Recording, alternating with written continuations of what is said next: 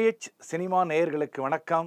OTT சினிமாவில் இன்னைக்கு நம்ம பேச போகிற படம் அமேசான் பிரைமில் வெளியாகி இருக்கிற கேஸ் 137 அப்படிங்கிற ஒரு ஃப்ரெஞ்ச் மூவி.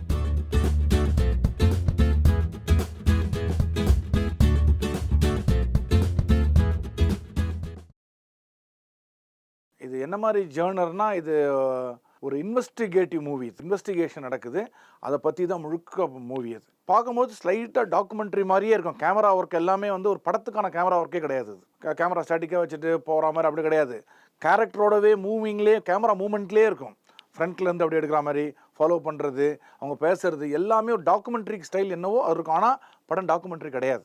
என்ன கதைன்னா, பாரிஸில் ஒரு டெமான்ஸ்ட்ரேஷன் நடக்குது. போராட்டம் எல்லா இடத்துலையும் எல்லா ஊரும் நடக்கிற மாதிரி பாரிஸில் அடிக்கடி நடக்கும். அங்கே நடக்குது. அந்த போராட்டத்தை இளைஞர்கள், மக்கள், பொதுமக்கள் எல்லாமே கலந்துக்கிறாங்க.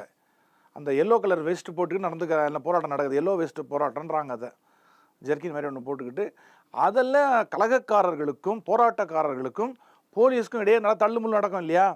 அதில் ஒரு சம்பவத்தில் ஒரு பையனுக்கு அடிபட்டுது. அந்த பையன் இறந்து போயிடுறான். அந்த பையனுக்கு அடிபட்டுடுது. மரண படுக்கையில் இருக்கான். அந்த பையன் தலையில் அடிபட்டுடுது. பெரிய பிரச்சனை ஆகிடுது. இப்போ அந்த ஒரு ஸ்டூடெண்ட் சாதாரண ஒரு போராட்டத்துக்கு இப்படி நீங்கள் பண்ணியிருக்கணுமா, இப்படி அடிச்சிருக்கணுமா, மண்டையை உடைச்சிருக்கணுமா அப்படிங்கிறது தான் கேள்வி. அந்த பையனோட அம்மா வந்து கம்ப்ளைண்ட் கொடுக்குறாங்க. என் பையனை இது மாதிரி அடித்து மண்டையை உடைச்சிட்டாங்க, அவங்க சாதாரண போராட்டத்துக்கு உரிமை இல்லையா அப்படின்னோடனே, இந்த போலீஸை விசாரிக்கிறதுக்குன்னு ஒரு இன்வெஸ்டிகேஷன் டீம் இருக்குது. அவங்க போலீஸ் ஆஃப் த போலீஸ்னு பேர். அவங்களுக்கு போலீஸ் செய்கிற தவறுகளை விசாரிக்கிறதுக்கு ஒரு டீம் இருக்குது, போலீஸ். அந்த டீமோட இருக்கும் தான் இந்த படத்தினோட கதாநாயகி. அவங்க இதை விசாரிக்கிறாங்க. போலீஸ் சைட்லேருந்து கூப்பிட்டு விசாரிக்கிறாங்க, பாதிக்கப்பட்ட சைட்லேருந்து கூப்பிட்டு விசாரிக்கிறாங்க.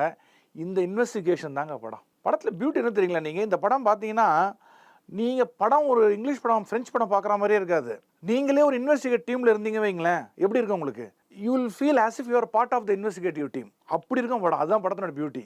அந்த கேமரா ஒர்க்கு, அந்த ஸ்க்ரீன் பிளே, அவங்க பேசுகிற விதம், உங்களை கொண்டு போகிற அந்த விஷயம் எல்லாமே நீங்களும் one of the team member மாதிரியே நம்ம இருப்போம். என்னென்னா, ரெண்டு பக்கமும் பேலன்ஸ் பண்ணியிருப்பாங்க. போலீஸ் சொல்லுது, அவன் எங்களை அடிக்க வந்தால் நாங்கள் வேடிக்கை பார்த்துட்டு இருக்க முடியும், பொதுமக்களை காப்பாற்ற வேண்டிய கடமை எங்களுக்கு இருக்குது, அவன் எல்லா பக்கம் அடிக்கிறானுங்க, வயலண்ட்டாக போகிறானுங்க, நான் எப்படி சும்மா வேடிக்கை பார்க்க முடியுன்றாங்க போலீஸ். அதுவும் நியாயம். சரி, அதுக்காக போய் அடித்து பையன் மண்டையை உடைக்கிற அளவுக்கு தேவையான்றது அந்த பக்கம் கேள்வி. இதில் என்ன ஒரு விஷயம்னா, இந்த இன்வெஸ்டிகேட்டிவ் ஆஃபீஸர் இருக்காங்களே, அந்த கதாநாயகி, அவங்களுக்கு அந்த வயசில் ஒரு பையன் ஒருத்தர் இருப்பான். ஸோ அதனால் அந்த அம்மா வந்து இந்த இடத்துல ஒரு போலீஸ் ஆஃப் த போலீஸாகவும் பிஹேவ் பண்ணி ஆகணும், ஒரு தாயாகவும் பிஹேவ் பண்ணி ஆகணும். ரெண்டு பக்கமும் இந்த மாதிரி பேலன்ஸ் பண்ண வேண்டிய ஒரு பொறுப்பு. அதை அழகாக பண்ணியிருப்பாங்க. ஆனால் படம் முழுக்க நீங்கள் பார்த்தீங்கன்னா, அந்த அம்மா அந்த முகம் அவ்வளோ சீரியஸாகவே இருப்பாங்க. அந்த கட் அண்ட் ரைட்னா முகத்தில் அந்த எள்ளும் கொள்ளும் வெடிச்சிட்டே இருக்கும் அந்த அம்மாவுக்கு. அவ்வளோ அழகாக பண்ணியிருக்காங்க. அந்த அடிப்பட்ட பையனோட அம்மா வந்து ஒரு சூப்பர் மார்க்கெட்டில் இந்த அம்மாவை பார்ப்பாங்க. பார்த்த உடனே அவங்க சில கேள்வி கேட்பாங்க பாருங்கள். அந்த கேள்விக்கு உங்களால் பதிலே சொல்ல முடியாது. தாயாக அந்த பொம்பளை கேள்வி கேட்குறா, பையன் பாதிக்கப்பட்ட, நீங்களாம் என்ன போலீஸ், போலீஸாக நீங்களாம் கூட்டு களவாணிங்க தானே, நீ எப்படி உன் போலீஸ் கூட வேலை செய்ய போட்டு கொடுப்பேன், நீ காட்டி கொடுக்க மாட்டேன், என் பையனுக்கு யார் பதில் சொல்கிறது அப்படி கேட்கும்போது இவளால் பதிலே சொல்ல முடியாது. ஒரு தாயோட வேதனை புரிஞ்சுக்கிறா. பட் சில விஷயங்கள், rules and regulations are there அப்படிங்கிறத ரொம்ப அழகாக எடுத்துருக்காங்க படம். இது யார் பார்க்கணுன்னா, போலீஸ் ஆஃபீஸர்ஸ் இந்த படத்தை பார்க்கணும். கண்டிப்பாக காவலர்கள் இந்த படத்தை கண்டிப்பாக பார்க்கணும். நீங்கள் இது வந்து ஏன் உலகெங்கும் இந்த போலீஸ் மேலே ஒரு வெறுப்பு வருதுன்றதுக்கு சில காட்சிகள்லாம் வச்சுருப்பாங்க படத்தில். போலீஸ்னாவே எல்லா இடத்துலையும் ஃப்ரெண்ட்லியாக இருக்கிறது இல்லை. போலீஸ்னாவே ஒரு சின்ன கோபம் கலந்த, வெறுப்பு கலந்த, பிடிக்காத தனம் இருக்குது பார்த்தீங்களா. அதுக்கான காரணங்களை படம் பார்க்கும்போது தெரியல. நீங்கள் ஒரு சில பேர் செய்கிற தவறு ஒட்டுமொத்த யூனிட் எப்படி கெட்ட பேர் வாங்கி கொடுக்குதுங்கிறதெல்லாம் படம் த்ரில்லிங்காக கொண்டு போயிருப்பாங்க. யார் மேலே தப்பு, பேலன்ஸ் கொஞ்சம் பேலன்ஸு. இந்த போலீஸ் சார்பாக யூனியன் வேறு ஒன்று இருக்கும். அவங்க வந்து இந்த மாதிரி சண்டை போடுவாங்க. நீ போலீஸாக இருந்தீங்கன்னா நாங்களே எங்களை என்ன பண்ணிட முடியுமா, அப்படியே டிப்பிக்கலாக நம்ம ஊரில் இருக்காங்க. நம்ம ஊரில் போலீஸ் யூனியன் கிடையாது, பட் அங்கே இருக்குது போல இருக்குது.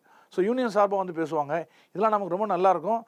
எந்த இடத்துலையுமே படம் உங்களுக்கு போர் அடிக்கவே அடிக்காது. ஒரு டாக்குமெண்ட்ரி மாதிரி இருக்குமே ஒழிய, ஆனால் படம் போரே அடிக்காது உங்களுக்கு. நம்ம சிட்டிசனாக நீங்கள் பார்த்தீங்க வைங்களேன், போராட்டம் நடத்துறதுக்கான உரிமை பொதுமக்களுக்கு இருக்குது. கோர்ட்டே அது ஃபண்டமெண்டல் ரைட்னு சொல்லுது.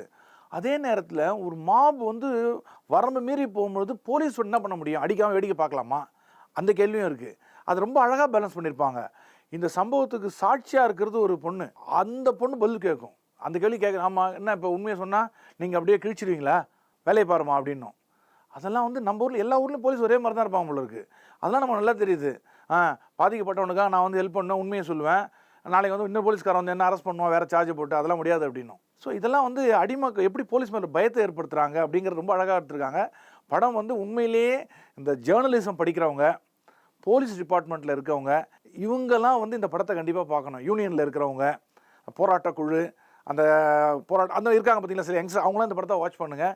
எவ்வளோ பேலன்ஸ், டைரக்டர் எவ்வளோ அழகாக பேலன்ஸ் பண்ணியிருக்காருன்னு தெரியும். எந்த இடத்துலையும் படம் உங்களை போர் அடிக்காது. மூவி லவ்வர்ஸ் அவங்களாம் இந்த படம் மிஸ் பண்ணாமல் பாருங்கள். கேஸ் 137 அமேசான் பிரைமில் வெளியாக இருக்குது. போர் அடிக்காத படங்களில் இந்த ஒரு படமும் ஒன்று. இன்னொரு படத்தோட ரிவ்யூவோட உங்களை சந்திக்கிறேன். டில் தென் see you. பாய். இந்த வீடியோ உங்களுக்கு பிடிச்சிருந்தா லைக் பண்ணுங்க, ஷேர் பண்ணுங்க, கமெண்ட் பண்ணுங்க. மறக்காம OH சினிமா சேனலுக்கு சப்ஸ்கிரைப் பண்ணுங்க.